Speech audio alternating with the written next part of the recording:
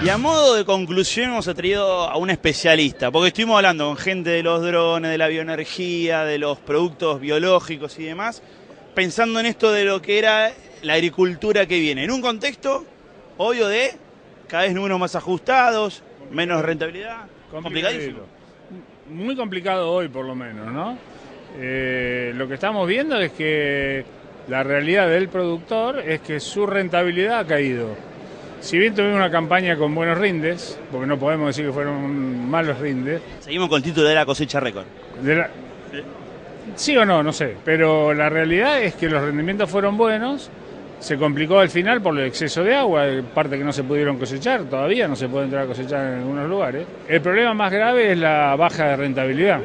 Producto de, a ver, estamos hace 3 meses y la soja valía $100 más.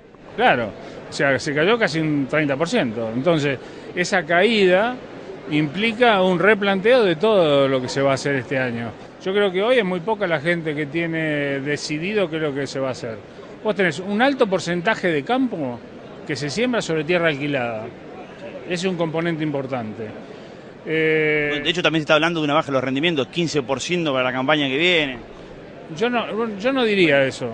Yo no diría eso. Lo que sí sé es que se van a hacer menos hectáreas bien hechas. Y muchas hectáreas posiblemente no se siembren. Porque hoy te encontrás con una falta de rentabilidad en el contratista. Aquel que salía a alquilar campo, hoy no puede salir a alquilar. Porque en realidad, en muchos de los casos, si te va bien, recuperás la plata que pusiste. Y vos pensás que estás enterrando un dineral por hectárea durante mucho tiempo para ver si la podés recuperar. No estamos hablando de cuánto ganás, a ver si recuperás. O sea, ahí, alquilar campo para cambiar la plata no tiene sentido, desde ningún punto de vista de negocio. Salvo aquellos que tienen estructura propia, que tienen que amortizar la estructura que tienen, maquinaria, gente. Que no le queda otro que pagar el crédito del fierro para... Claro, pero en realidad es suicida. A esa gente le conviene quedarse quieto, guardar los equipos y la gente, mantener la estructura, porque el capital humano es muy difícil y muy caro de reponer, y esperar hasta la próxima cosecha. Entonces, mucho campo alquilado no se va a sembrar. Bueno, había otras campañas anteriores, la lógica era que al momento de la decisión de siembra el productor era mucho antes, y imagino que comercialmente era distinto sabiendo que el productor iba a sembrar tanto de sorgo, tanto de maíz, tanto de soja. Ahora es que prácticamente piden la semilla cuando están para sembrar mañana. Eso a una semillera como ustedes, ¿les cambia lo que es la logística, el forno funcional?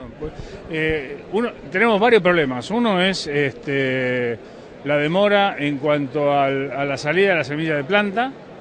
Y segundo, cómo vamos a poder cubrir la demanda cuando esta ocurra.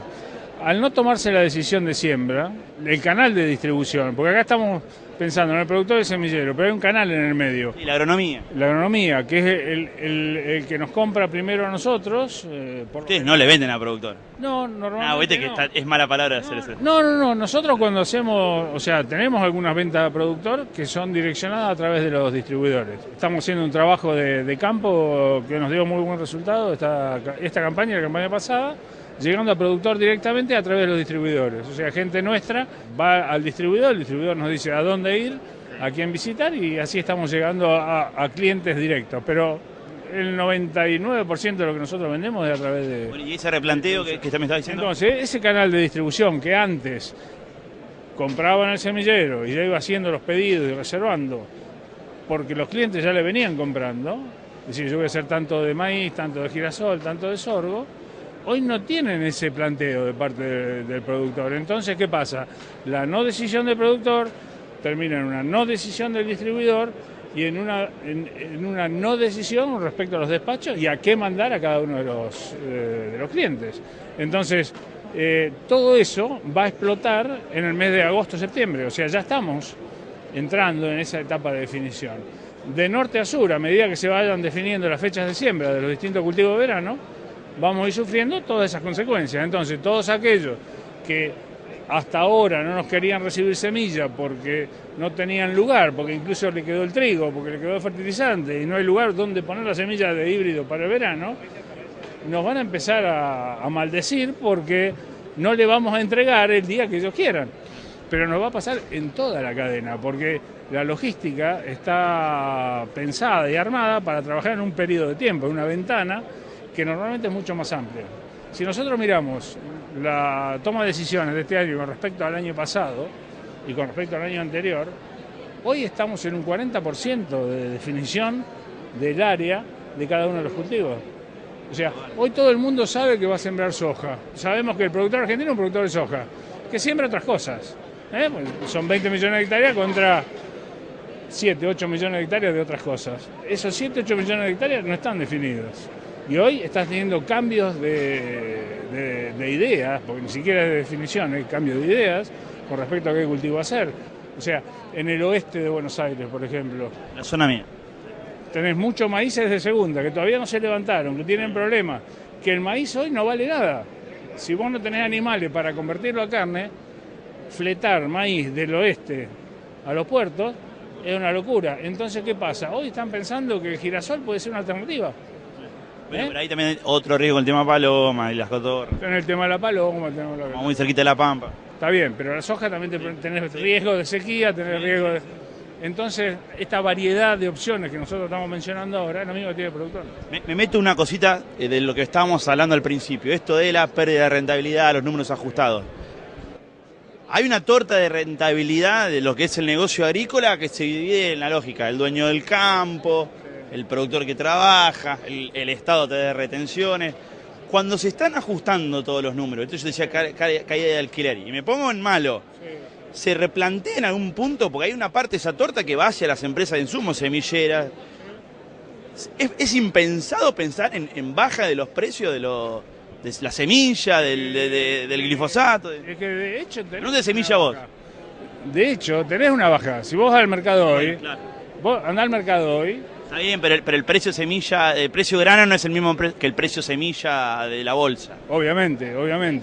Pero en esa caída de rentabilidad del productor obliga a que la ansiedad de los proveedores de insumos, léase todos los proveedores de semilla de maíz, por ejemplo, aumenta su ansiedad y a medida que pasa el tiempo empieza a generar algunas cosas que son realmente, las empresas terminan vendiendo por debajo del costo.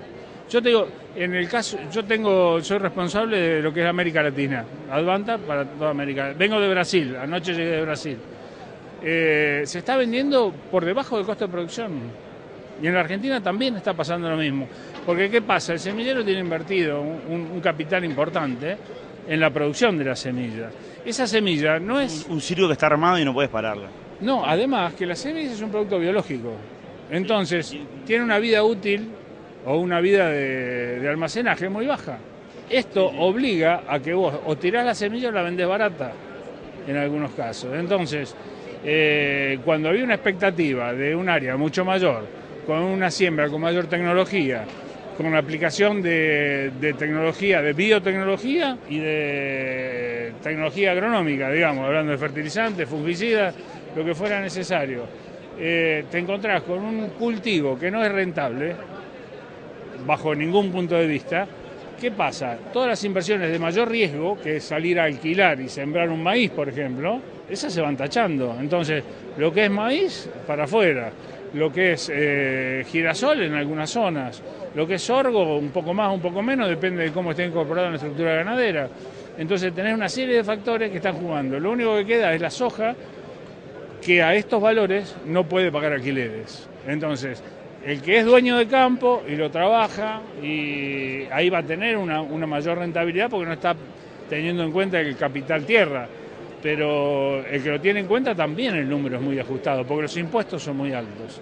Y la inflación, que es el otro factor, ha jugado en contra. Entonces, te bajaron los precios en dólares porque el mercado bajó, el dólar quedó planchado en lo que estaba y los costos internos te subieron 35%.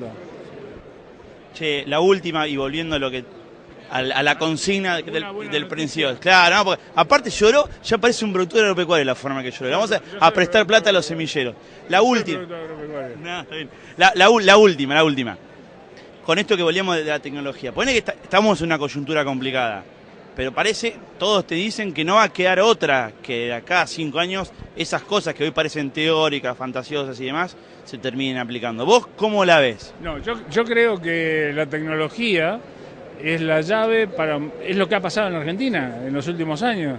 ¿Por qué el campo ha sobrevivido? Porque ha aplicado tecnología. La tecnología te permite hoy, te hablo un ejemplo, un maíz que tiene muy buena sanidad, que tiene una estabilidad de rendimiento muy alto, te ha permitido llegar a rendimientos aceptables y rentables, cuando si hubieras utilizado una semilla de inferior calidad, no hubieras tenido rentabilidad, por ejemplo. O sea, todo lo que viene en la semilla de tecnología se termina traduciendo en mayores rindes. Ese mayor rinde es lo que te aumenta la rentabilidad o te permite tener rentabilidad. Hoy, el que haga agricultura la tiene que hacer con alta tecnología. Mi recomendación, de todo punto de vista como productor y como proveedor de insumos, es que el productor, el que haga lo que haga, que lo hagan bien. Hacerlo lo mejor posible, con la mejor semilla, con la mejor fertilización, con el mejor control de plagas y enfermedades. Es preferible hacer menos y hacerlo bien y salir de esos riesgos tan altos. A la medida que apliques tecnología, vas a tener riesgo más cubierto. Muchas gracias. Gracias.